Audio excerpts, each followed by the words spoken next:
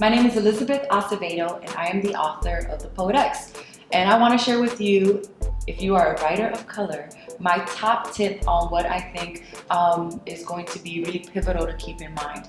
I'm often asked by writers of color, how did you make it here? How did you get to this position? And the number one thing is no one is an overnight success. You grind and you hustle, and eventually people catch up to where you are.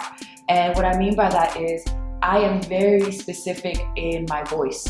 When I write, I want it to sound like me. If that means Spanish, if that means slang, if that means syntactical approaches that aren't comfortable for certain readers, I'm okay with that.